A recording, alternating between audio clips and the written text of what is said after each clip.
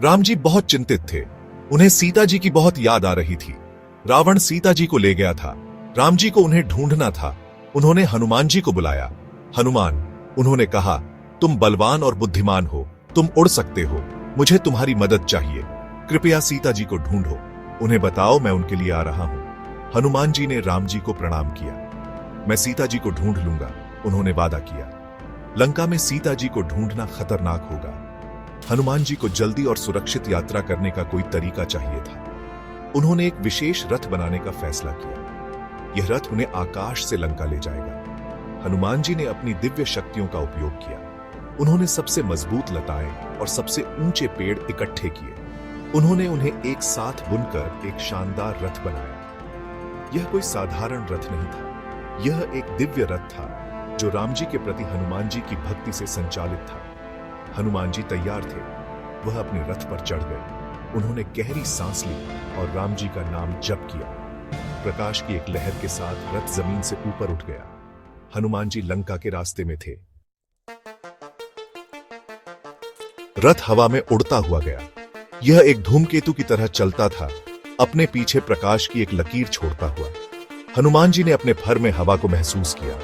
उन्होंने नीचे दुनिया को देखा। ऊपर से सब कुछ इतना छोटा लग रहा था। हनुमान जी पहले कभी अंतरिक्ष में नहीं गए थे। उन्होंने आश्चर्य से चारों ओर देखा। तारे काले कपड़े पर बिखरे हुए हीरों की तरह टिमटिमा रहे थे।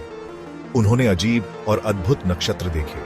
उन्होंने अलग अलग रंगों और आकारों के ग्रह देखे। यात्रा लंबी और थका देने वाली थी, लेकिन हनुमान जी ने कभी विश्वास नहीं खोया।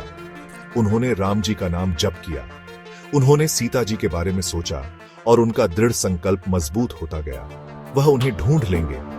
वह उन्हें राम जी के पास वापस लाएंगे। वह उल्कापिंडों और धूमकेतुओं के पास से उड़ गए। उन्होंने क्षुद्र ग्रहों के क्षेत्रों में नेविगेट किया।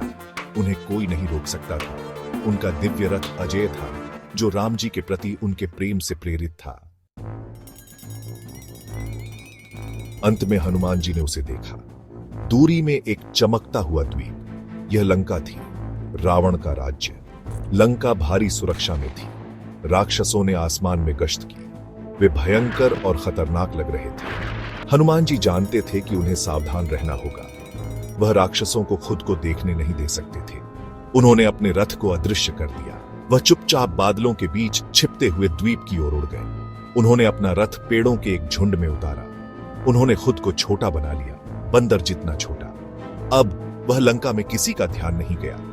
वह सीता जी को ढूंढेंगे और उन्हें राम जी का संदेश देंगे। हनुमान जी बहादुर और चतुर थे। वह राम जी के लिए अपने मिशन को पूरा करने के लिए किसी भी बाधा को पार कर लेंगे।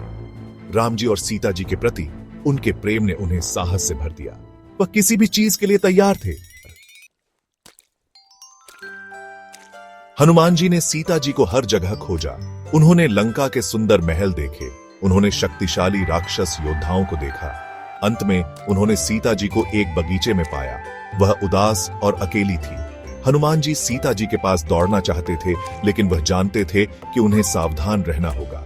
रावण के राक्षस हर जगह थे। उन्होंने अपने मौके का इंतजार किया। फिर जब कोई नहीं देख रहा था, तो वह पेड़ से नीचे कूद गया। सीता जी, उन्होंने फुसफुसाते हुए कहा, राम जी ने मुझे भेजा है। वह आपको बचाने आ रहे हैं। उसने उन्हें राम जी की अंगूठी दी। सीता जी को आशा की एक किरण महसूस हुई। राम जी उन्हें नहीं भूले थे। हनुमान जी ने अपना मिशन पूरा किया। उन्होंने सीता जी को ढूंढ लिया था और उन्हें राम जी का संदेश दे दिया था। अब उन्हें राम जी के पास लौटना था और उन्हें बताना था कि सीता जी सुरक्षित है। वह जानता था कि रावण के खिलाफ लड़ाई मुश्किल होगी, लेकिन उसे विश्वास था कि राम जी विजयी होंगे।